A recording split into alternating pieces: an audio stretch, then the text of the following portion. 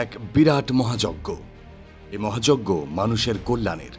এ মহাযজ্ঞ আর্তমানবতার সেবার।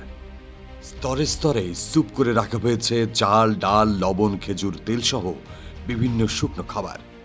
প্রায় 15 শতাধিক মানুষ সেখান থেকে নির্দিষ্ট ওজন মেপে 15 কেজির প্যাকেট তৈরি করছেন।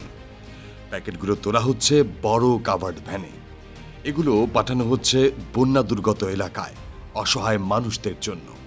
রাজধানীর বাড্ডার সাতারকুলে মাদ্রাসাতুস সুন্নাহর মাঠে গত কয়েকদিন ধরে এভাবেই চলছে এই বিশাল কর্মযজ্ঞ। এটি আস সুন্নাহ ফাউন্ডেশনের ত্রাণ কার্যক্রম। চ্যারিটি এই প্রতিষ্ঠানটি সামাজিক কাজের অংশ হিসেবে সাম্প্রতিক বন্যায় দুর্গত মানুষদের জন্য কাজটি করে নজির স্থাপন করেছে। সংগঠনটিতে গিয়ে দেখা যায় মাদ্রাসার মাঠে বিশাল প্যান্ডেল চলছে ত্রাণের কার্যক্রম। ট্রাকে করে চাল, ডাল, তেল সহ অন্যান্য খাবারের বস্তা আসছে, সেগুলো আনলোড করা হচ্ছে এবং স্বেচ্ছাসেবকেরা নির্দিষ্ট ওজন মেপে প্যাকেট সাজাচ্ছেন। 9 থেকে 90 বছরের মানুষ কাজ করছেন স্বেচ্ছাসেবক হিসেবে।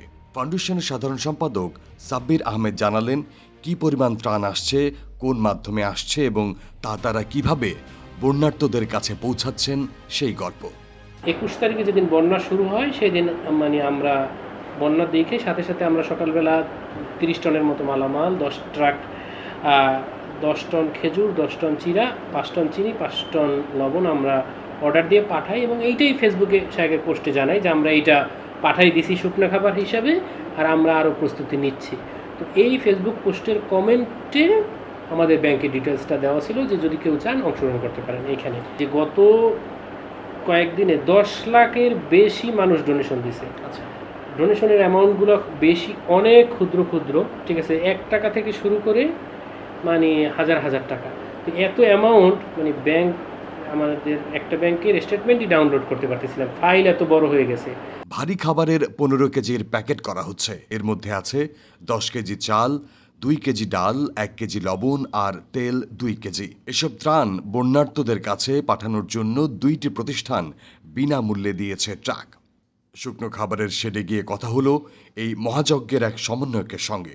তিনি জানালেন, আমাদের সকাল 7টার সময় আমাদের কার্যক্রম শুরু হয়, এটা রাত 10টা পর্যন্ত চলে। এই সময়ের ভিতরে আমরা প্রসেসিং রেডি করি, পাশাপাশি গাড়ি লোড করি। এক একটা গাড়িতে আমরা সর্বোচ্চ 20 টন করে মাল পাঠাইতে পারি, 15 থেকে 20 টন। এই গাড়িগুলা এখান থেকে যে বিভিন্ন বন্যা দুর্গত এলাকায় পৌঁছে যায়। দূর দূরান্ত থেকে স্বেচ্ছাশ্রম দিতে আসছেন সাধারণ মানুষ। এত কাজ করেও যাদের কোনো ক্লান্তি নেই, বরং অনেকটা আনন্দ নিয়ে উচ্ছ্বাসের সঙ্গে কাজ করছেন তারা। এই তালিকায় আছেন সাধারণ মানুষ থেকে শুরু করে ইউনিভার্সিটির ছাত্র ও শিশুরাও। হিন্দু ধর্মাবলম্বী অনেকে এসে এখানে স্বেচ্ছাসেবকের কাজ করছেন। কথা হয় কয়েকজন স্বেচ্ছাসেবকের সাথে, তারা জানালেন তাদের আত্মতৃপ্তির কথা। লক্ষ্য করেছি তারা খুব সুন্দরভাবে কাজগুলো সম্পন্ন করে থাকে। তারই পরিপ্রেক্ষিতে যখন আমি দেখলাম শায়েক ফেসবুকে পোস্ট করলো ওনার আইডিতে যে এখানে অনেক স্বেচ্ছাসেবক প্রয়োজন, তো সেক্ষেত্রে নিজেকে আটকায় রাখতে পারি না। তো আমি চলে আসছি যে না, আমরা যেহেতু ওখানে যেতে পারতেছি না সরাসরি, তো এখানে যদি আমি সুযোগ পাই কিছু করার। প্রতিষ্ঠান প্রধান শায়েখ আহমদুল্লাহ জানালেন, অনেক বন্যা হোক, আমরা অনেক ত্রাণের কাজ করব, এটা আমাদের আকাঙ্ক্ষা নয়। আমরা চাই বন্যা আর না হোক। বন্যা হতে থাকবে আর আমরা মোকাবেলা করতে থাকব, এটা নয়। বন্যা যেন না হয় তার জন্য আমাদের নানামুখী উদ্যোগ নিতে হবে। আমাদের পানি নিষ্কাশন পদ্ধতির উন্নয়ন, বন্যার কারণ চিহ্নিত করে সমাধান করতে হবে। তিনি আরো বলেন, ধর্মবর্ণ নির্বিশেষে অরাজনৈতিকভাবে কাজ করি। আমাদের 3টি কাজ। প্রথম হলো সেবামূলক, শিক্ষামূলক এবং ইসলামের দাওয়াতের কাজটি করছি।